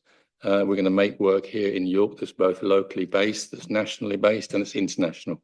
And we're going to have ambition within the creative engagement team and how we're going. So this particular project, I think, exemplifies that ambition of the organisation at the moment. So yeah, thank you. Any questions? Councillor Nelson. Thank you. Thank you for a really great presentation, and it's really clear that you're really excited, particularly about this project, but about the wider work. I think it helped to hear Reach, you know, talking about the wonderful work you do from that perspective as well. I was looking at your kind of the different groups you have, all the opportunities for children to get involved in the city. And I have to say, when I was looking at all of the groups, I didn't realise you had so many kind of children and young people's groups running, which just made me wonder, what do you do in terms of getting the word out there across the city? You know, I'm a councillor in Westfield, and I know we feel like many families out where I live feel like they're quite far away from the city, and possibly don't know about stuff in order to go, oh, we'd love to engage with that. I'm definitely bringing my daughter when she gets to 2 to the preschoolers one. But I probably would have missed that if I hadn't seen it in your kind of report. So I was just wondering how you get the word out kind of across the wider city so that people go, oh, great, I want my child to come and be involved in this theatre group or in this opportunity. Yeah, that's always the sort of the tricky one in a way. I think that, again, going back to sort of to partnerships, I think that we try to advocate for other areas of our work with partners. So if we're the sort of the schools that we're engaging with, we try to talk about the sort of the after school activities that we have. I think we may be a little bit over-reliant on social media, which is obviously not everyone is on sort of social media and finds it that way. But partly as a theatre, we're trying to reduce the amount of sort of paper and print that we physically do as well. So I think we're trying to sort of be a little bit sort of more canny in that way. But I think it partly also links to capacity as well. We actually are only a core team of four full-time people, plus a sort of additional people for sort of the Sweet Legacies. So although my role contains sort of the schools work, I oversee the other 3 core members of staff. So capacity is sort of is definitely us. I think an issue for us in terms of, I feel like we're so busy on the coalface that often they don't have the sort of the time to sometimes look forward to actually thinking about recruitment is something that sometimes a little bit of a sort of an afterthought. But as I said, I'm on the sort of the steering group of Reach as well, so trying to advocate for other organisations as well when we're sort of working in partnership. Thank you. I did wonder about whether you have sort of worked with York Explore as well. You know, I know that our library in Acomb is a real sort of centre point for people looking for information. So I just wondered if that was something. Yeah, I mean, I think one of the things, I think there's always going to be improvements that can be made, but I'm a little bit more positive on the relationships in the city maybe than our previous speaker, because we are connecting up with the York Museum, with Explore, with all the MPOs. Actually, we all meet on a monthly basis and we share information, we share opportunities, we share ideas, and we're exploring how we can operate together. So there is, and it's been I mean, I didn't know that those relations before, but at the moment, within that group, people are saying it's the most, they're quite optimistic about that. Capacity is the major thing. And I think, you know, within our sector, we are as a theatre, I would say we're as efficient in our staffing, for want of a better word, than any other theatre I've been in and worked in. The amount of work that individuals do is way beyond what we should really be expecting of them. And part of my job is obviously to try and help that and support that as better, but also to create an environment where people are really enjoying being at work as well. Because, and I think that's one of the things that we're finding at the moment. There's a real energy and excitement about the work we're doing, and there's the ambition and is sort of feeding that, and hoping that we can be successful in what we're trying to do is feeding that. But I think the capacity is the major thing, and we've got a marketing team that's trying to do everything for this organisation of, again, 5 people. If you go to Plymouth Theatre Royal, for example, there's 13 in their marketing team. I don't know what 13 people do necessarily, but I would say that, you know, we're a finely balanced team. Yeah, thank you very much. Councillor Waller, then Councillor Christensen. Thank you, Chair. I'd just like to thank you for the work that you do. The litmus test has been the number of young people in Westfield Ward who have told me what they've been doing, and delighted to have that opportunity. And they've done things that they wouldn't have ordinarily done. So it's really working. So I think it's to recognise that you've got through. Yes, it would be whatever we can do to help that grow organically in the area and to get the message across, certainly.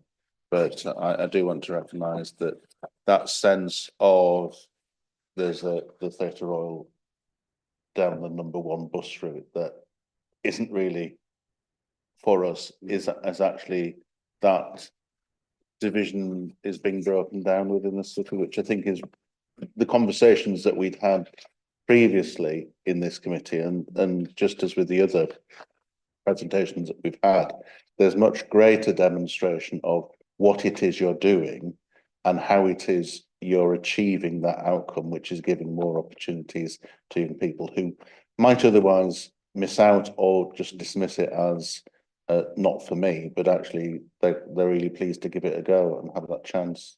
Thank you. Yeah, thank you, Chair. Thanks for the report, both Julian and Paul. My wife and I have been supporters of the Theatre Royal for decades. I can't say about too many things, but definitely. And I know that post-COVID, it's been a bit of a rocky experience.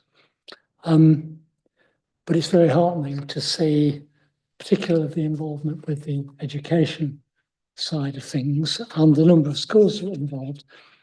I suppose one of the questions that I want to ask is, do you bring schools in? Do you go out to schools? I mean, I think the context gives you a very different atmosphere in each of those two situations. I'd be very interested to know that. And for instance, the takeover, the scope of young people's involvement in that. It says YSJ takeover. It used to be schools takeover. It'd be interesting, please, to know the difference between those two. That's my first question. I might have another. Yeah, no, absolutely. Yeah, the vast majority of the work in the schools happens in schools. So if I give you an example about our Associate Schools Festival, which is a partnership that we run with the Royal Shakespeare Company, and that is a funded project that's specifically for schools in areas of structural disadvantage or in Arts Council priority areas. So the teachers come to us to do their training, their 2 days training, but then they will direct the shows themselves in schools, and we will go and visit the young people normally sort of 3 times that they're rehearsing it in school, and then they will come and perform in the school for a day. So again, there's it's probably 2/3, 3/4 in school and the experience on stage. But then in our long-term partnership project that we have with 4 schools, probably maybe 80% of that happens in the school. that we hope that they will come and see work, or they'll come for a theatre tour. They might do a theatre tour alongside a workshop but us going out into the school makes it more, it's more cost effective for them as well. So we have a school at Badger Hill that's not walkable. So the majority of that work happens in the schools itself. Because those projects are much more about how we can use drama and theatre as sort of a teaching and learning tool. And I think that we just need to be realistic about the sort of the cost of young people coming and coming to sort of to the theatre. So yeah, the vast majority happens in the schools itself. But it is really important there is routes within our projects for them to come to us as well, to experience coming to a sort of cultural venue, because the benefit of learning outside the classroom, I think, is sort of undeniable, really, in terms of the young people experience and in a different venue. And Takeover is a project that we run with York St John University in their third year performance students, and it was originally done as an open that any young person between sort of 14 and 25 could apply for it. But the reason why we changed it from it's the case that people that could afford to do it could volunteer. So the people that didn't have to have 2 or 3 jobs, the people that could give up their time were able to do it, and we're finding it wasn't providing the opportunities for the people that needed the opportunities. So although we sort of had to move back from that model, and our partnership with York St John, a lot of those students are people from sort of probably more working class backgrounds, and a lot of sort of northern towns. So it sort of feels a sort of a good fit for us to enable those opportunities for those young people to sort of get experience in the industry. Yeah, it's a sort of a massive project, and we're creating a new project which will be similar to the old Takeover model, called Future Proof, which is about finding new cultural sort of leaders moving forward. But we've managed to get funding to enable us to pay those young people to do that. So those young people that will become on Future Proof will be paid for their time. It's always a massive issue in terms of who you pay, who you don't pay. But this project allows us to be able to sort of to pay those young people, and we'll focus on people who we don't think would necessarily be able to access that opportunity otherwise. Thank you. And if I may just follow that up, Sweet Legacies. You talked about involvement of young people, but are you specifically involving schools in that? Or is it just a general kind of young people thing? And they may or may not be in a school, or they may or may not. It's not a schools-based project. It's principally for community, principally for adults. There are some young people groups that we're involving, but it's more. The biggest growth of our work is with adults in the community, particularly adults experiencing sort of poor mental health has been a big growth of our, so it's more adults in our community. Thank you. That's very helpful and encouraging. Thank you, Chair. Councillor Clark.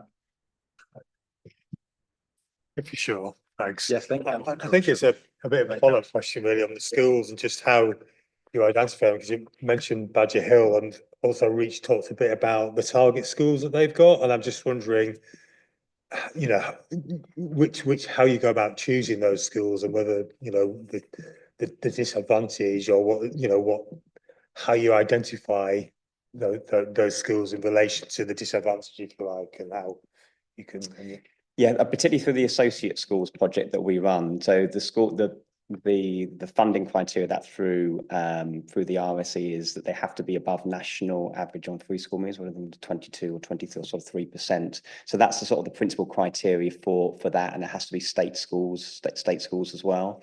In our own long-term partnership, the schools have to pay for that, as well as they do with our Playhouse project, because we don't have funding specifically for our education work or our schools work. The work that we are funded for associate schools by the RSC, but they're still very much covered within sort of core funding as well. So the information goes out to all the schools, but a lot of the schools feel as though they don't have the sort of the budget to be able to sort of to pay for that. Obviously, some schools manage to find that, and sometimes it's always an open process in terms of who will come join. And our priorities would always be to those who would sort of be most unsuccessful in areas of structural disadvantage. But in those particular projects, it's for schools who. I think they all see the value, but it's where do they where they're slicing that cake to be able to sort of to get us in. I mean, if anyone's interested, the city, we're looking for funding to actually go out to all the schools that we think need to come to the theatre, and we want free transport and we want free tickets. Now, someone's got to pay for that. And I'm looking around this room now thinking there may be hope that there's someone in this room that could help.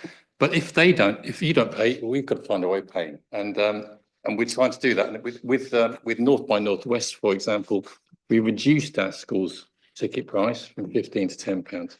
So we could get more young people to come and see the show. And we've kept our ticket prices. That's the only one we're not changing on a yearly basis. So, but I'd like to see free transport. That's the big cost. And I think we need to find a way of funding free transport from schools to the theatre. That's one of the things that I'm keen to explore.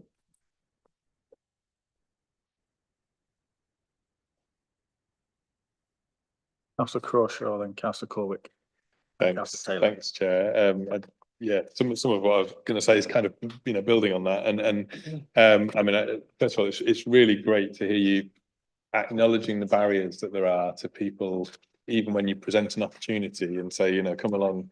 There's actually loads of reasons why people struggle to do that, and I'm particularly encouraged to hear that you've been able to find some funding to pay young people to actually give their time, because I think we probably all know that people in the creative industries have to give so much time for free all the time to be able to get anywhere, and so buying that time and space, I think, is so important.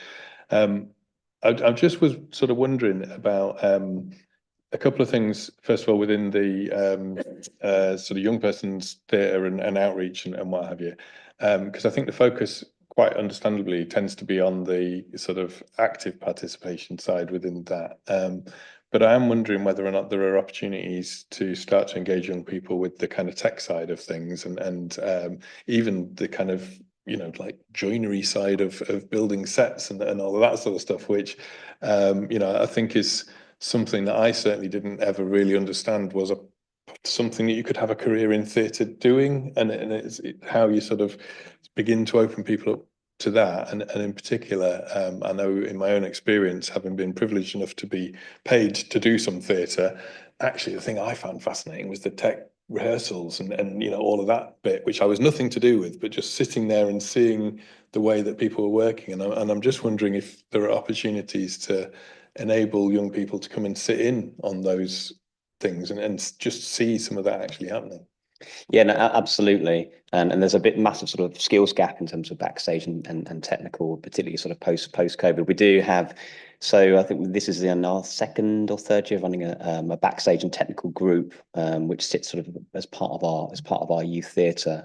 And we're talking with York College at the moment, because they're introducing T levels there, which are technical levels of how we can support them as well, and particularly sort of take placements from them sort of to support that. A part of the issue that we have is we don't have as many makers within the organisation as we used to. We have a wardrobe department where we sort of make costumes, but we don't have the personnel or the space to make props or sort of sets ourselves. So we're sort of slightly limited in that way. But as part of the Takeover Festival of York St John, they're divided into different groups, and there is a production group who sort of take on the technical side of that festival. So we're sort of mentoring them and sort of skilling them up. So we're really aware of trying to sort of to fill some of that gap as well. And there's been a really clear number of routes that people that have come through the technical group in Takeover who are now employed with us. Our studio technician came out of York St John, the Takeover group, a number of casuals that we have as well. So that line is definitely feeding, which I think is a real positive for us. But I'm excited by the York College relationship and how we can sort of support them. And I think it's a really positive that they are creating that course as well. So yeah, really keen to support them and work together on that. May have a second slightly different tack on this one, and again, it's something that was just slightly alluded to in some of the earlier question, but I know that there's this focus on it's all about the stage. It's all about getting what's happening on the stage to be as high quality as it can and as high caliber as it can, and that's a really positive, brilliant thing. And I think that will hopefully inspire people to want, you can create that virtuous circle, can't you? But there's then a sort of a tension that I think comes around, again, it's partly speaking to the barriers. If you've got this really high caliber stuff happening on the stage, how do you ensure that everybody gets an opportunity to be able to see that? So it's not just about the schools that, you know, get bussed in and all the rest of it, but actually the parents that we talked about before, the grandparents. And there's that tension then, isn't there, between the bare bones of the financial needs of the theatre to be able to, you know, wash its face or hopefully make some money to be able to do more, versus if it's only ever the same group of people that can keep coming to see it, then we sort of lose that aspiration that we have to make it a more thing for the whole city rather than just for a particular group of the city. And I'd just be interested in what your thoughts are on how you balance those two potentially competing things. If they're competing, I'm not sure whether they're competing. I think, you know, the aspiration, obviously, from our point of view, is to bring as many people from the city into the theatre as we possibly can. I think that the ambition for the organisation is for the work on stage to be of the highest quality, but also to be as open to the community. So the community project, for example, this last report is a major part of our producing model this year. The Railway Children's another one, you know, which is outside of the theatre space. I think, you know, we will constantly be looking to explore bringing people to see shows, but the why I said I was the warm-up act is that actually the work that's happening in creative engagement is expanding and is growing. We put a lot of effort at the beginning of this year into fundraising, and part of the reason why the Sweet Legacies project's happening, part of the reason why Future Proof is happening, is that we spent time to build that work, which will, I think, expand through other areas of the city. But I think also our profile within the city has to grow in terms of our national and international context. So it all works together in my mind. Ultimately, we've got to be successful financially, otherwise we close. And that was very close to happening about 2 years ago, as people around this table might know. And, you know, ultimately, we don't get funding anywhere near enough. We are funded 50% of what the Bristol or Vic is funded, same size organisation, 50% of home. Some of these other theatres have got funding from the city. Obviously, we haven't. So it's a challenge, the whole thing, because we have to be ambitious financially, and how do we do that? And we have to want to do this other work alongside that. And that's the tension, really, is the capacity of the organisation. Because if you're successful at doing it, people know why you're not doing more. And there's a little bit, from my point of view, inside the building, said, let's just do what we can do really well. And if people say, can you do that over there and that over there? No, we do what we can do, and we do it really well. And we work within the capacity of this organisation without killing people on our staff. So the only way around that is funding. And if as a city you're keen to fund, or you're keen for us to be more successful, then you need to fund. If you don't fund, you can't ask the question. Sorry to be so brutal, but that's the nature.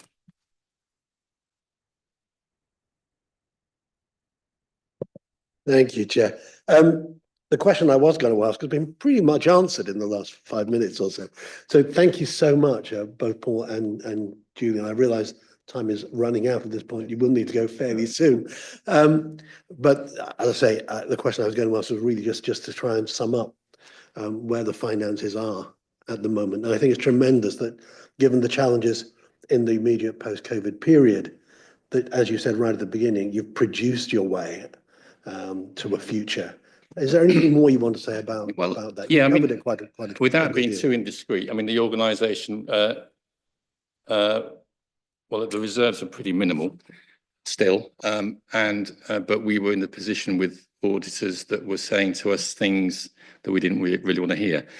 In the last financial year, come to March, we've managed to get a clean bill of health, and we're actually presenting a positive budget in this next year coming. Part of that, obviously, is about having Gary Oldman on our stage for 5 weeks, but we can't just, that's like a lottery win if you treat it like that, and we can't treat it like that. It has to be part of a growing programme of work that we believe will be keeping the quality and the profile of the organisation a level where we're attracting other artists to come and work with us. And that is beginning to happen. There are artists nationally and internationally that are talking to us now about coming to work in York. Gary met with the company yesterday, and he was just very excited to be here. He's not charging us for his time because he wanted to put back into the theatre that started, but he wanted also to, he said to us, he said to the company yesterday, look, I'm going to bring people into this theatre, that's great, but I'm going to bring some people to this theatre who never come to this theatre before. I'm also going to bring people to York to stay in hotels, and people are going to feed the restaurant. As long as the city recognises what I'm trying to do, then, you know, it's not about glory for him at all. He doesn't want to do any PR. It's just driving us a little bit bonkers, but it's great in one sense because it's about him saying, I'm giving back to the theatre that gave me my first job. And he and I have spent a year trying to get to this place. So, you know, it's very exciting for us. But those are the things, you know, in terms of finance, that's where we're at. We're at a turning point, I think. I think by investing in the organisation and in the people that work there and in the work that we're doing on our stages and the work that we're doing in the communities and growing it and not cutting it and not trying to trim all the time, because the minute you do that, you run a spiral of death, as I call it. If you grow, you've got to invest. And if you keep investing, it will keep growing. And if it goes wrong, it goes wrong. But that's the plan at the moment. So we're sort of we're in an exciting place, I think. As an organisation, we feel positive about it. It's why we're not telling any, you know, we're telling good news stories, I think. And it's important that we keep that positivity, but it's challenging.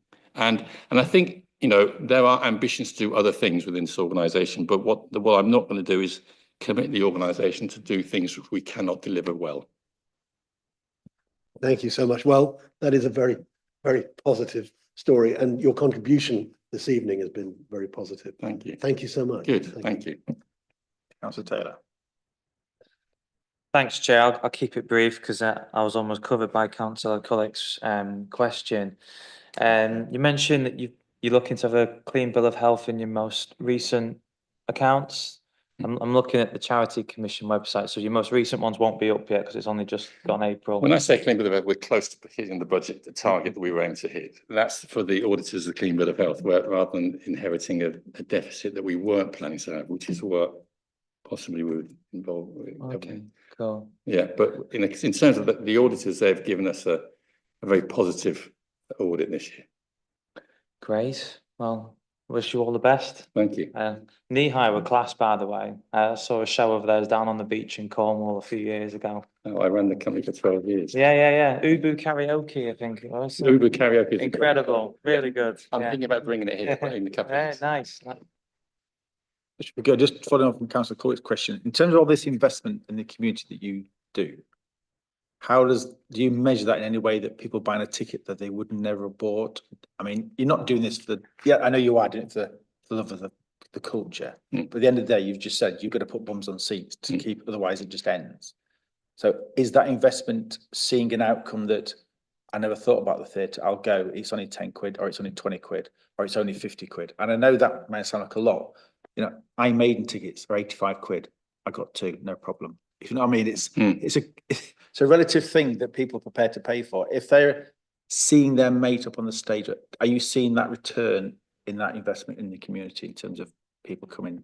I think we are. I mean, you know, we can look at the numbers, and I haven't got them with me now, but anecdotally, some of our trustees and one particular donor who's been supporting the theatre personally for a number of years, he could not be happier at the moment. He keeps saying, they live very close, they just say, we've been watching people going in and out of the building over the last 5 years. So it's so much now. He said he's excited, and I think, you know, that's what we're trying to create. The press night for North by Northwest was wonderful because you saw a real age range of people in that one room, and there was 400 people there, and the excitement afterwards and hanging out in the bar, because one of the things I want to do is keep the bar open after every show so that people can go and have a chat and a talk and meet their friends. And we had 200 people hanging around after the show, chatting, and some of those were new to some of the younger people. I know, I heard them, you know, talking. Were new. Emma Rice is a bit of a rock star for some of those young people, which was interesting to see in theatre, that they were mobbing Emma, you know, who's a director of the show. So you would have, she didn't direct that one, by the way. That was Mike Shepherd. So it's an interesting to see that, but I do believe that we are creating an environment where people are, we are reinvesting in the theatre, and fingers crossed, if we can keep the profile going and keep the excitement going and create an event that people want to see and create an environment where people feel that they can be safe and they can be creative and meet people, like-minded people, and that's part of the job, I think. So we always talk about controlling or managing, let's say, the person from the minute they leave their car to the minute they get back in their car. Sitting in that theatre seat is one element of the evening. The food they have beforehand, the glass of wine at the end of the night or whatever, and the whole journey from car to car is really important from my point of view. And so that's what we're trying to explore all the time.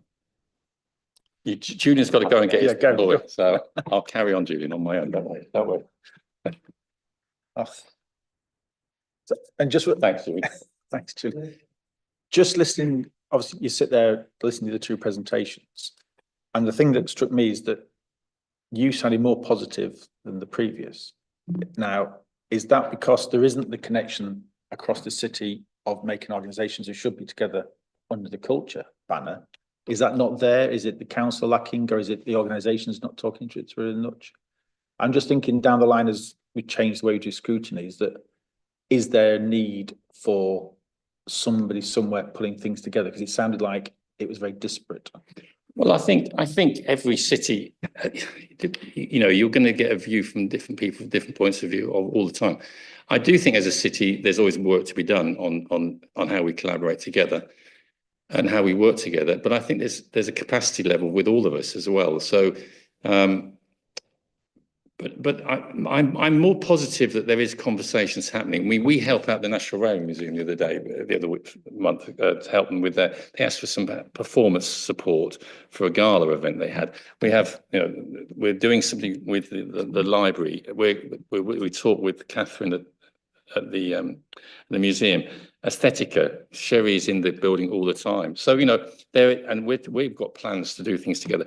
The Minster, we're talking with the Minster. So I do believe there are things happening, and it's just about how quickly now. But I think what Reach was talking about is a slightly bigger picture and a slightly different picture to the one maybe that I'm focusing on, because I've got a building to manage, and I've got, in a sense, I've got a good look after the ambitions of the workforce there and what we can do and how we can do the best we can there. So, but I do think there's a positivity. I just think that as a city, we've like any city, we've got more to do. And I think if we can work both in the local context, but in a national and international context, it helps us. So we've got a PR team now, the national-based PR team, as well as the local PR team, not because we're trying to show off, but because we're trying to tell our story further afield. And, when it comes to Gary being on our stage, it's a different thing. Obviously, that's a one-off. But where there are 700 people coming from abroad to York during that run, there's 40% coming from outside of Humberside and Yorkshire, but there's 60% within York that's coming to see that show as well. So, that mix of people, I think, is really exciting. So the only way I can think of it, I did an interview on the stage recently, and people rang me up and said, Paul, that was so positive. What's going on? Because everyone's having a moan, obviously, and there's lots to worry about. There's lots of challenges out there. But if you approach it all in a negative way, you're going to struggle. So I can only find a way of galvanizing my team, the team at the theatre, in a positive way and go, come on, we can do things. We can still get things done. And the fact we've raised the money for Sweet Legacies it was the best day when we got that money. And then the next day, we got the future-proof money. It was like, this is great. There's lots of things we want to do more of and better, but I do think that we're trying to get to creating an environment where people see the excellence of the work. I also think that will attract people in locally. I think people locally want to see work that's beyond the walls of York, that only people, to have Gary here, and he's not going to play the West End, that's an exceptional opportunity for people here in York to enjoy and to be proud of. So, and things like that will happen in the future. Fingers crossed. Councillor Kilbane. If it's not already sold out. So grab your tickets while you can. Just, It is, I'm I- afraid, I- yeah. is it? Okay. I just in terms of cultural organisations working together across the city, I thought I should maybe answer that question because they do work together really well. By and large, I mean, obviously everybody looks after their own organisation, but Paul's doing and his team are doing a great job of doing that at the Theatre Royal. But just there is always more that can be done, and I think I just wanted to point out a couple of things. One is the new director of city development absolutely sees culture at the heart of city development, and it's one of the first things that he started to ask about when he arrived, and he absolutely sees the cultural organisations within the city as playing a vital role. And the other thing to make the committee aware of is that we are also, York St John University are in the process of establishing a cultural advisory board, which will work along the same principles as the Tourism Advisory Board, which is a very successful group of tourist businesses that meet once a month in a relatively informal setting. And it's a networking event as well as being able to inform policy. So the council turn up Knoll, Make It York Knoll, or the council organisation. So, and it's on a voluntary basis. If people are free to come, they come. We generally, to the Tourism Advisory Board, get about 30 people working there. It's not to replicate any of the other organisations that already exist, but to talk about collectively what we can do as some of the parts in a more informal sort of setting. And the York St John are on with setting that up and hosting it and organising it. So there is more that can be done. We're in a good place. Could always be better. But I think it's about how we move on from here with the enthusiasm and excitement that exists in the city. Thank you. Any more questions? Thank you, Paul. Appreciate it. Who gets them out? Grace. Does anybody get them out? Never escape. It'll cost you to leave. It's only happening.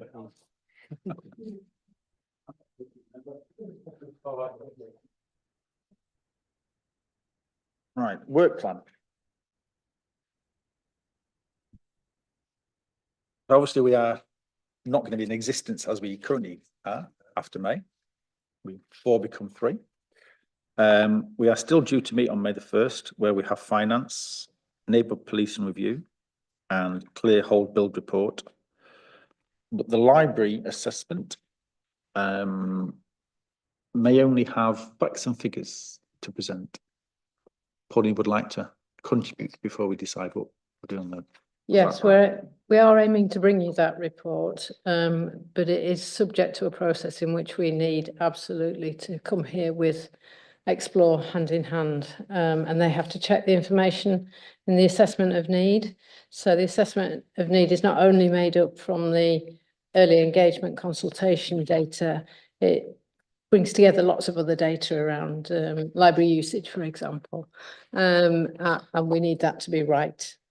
So we hope to come, and we have every intention of coming, but we do need to make sure that Explore are happy with that as well, because the next stage of the process, which is a statutory process, is to inform a library strategy within the financial envelope that's been set, with the priorities in there, and then conduct a meaningful consultation around those proposals, and repeat that consultation until we've got a service that the public have clearly commented on and we've responded to.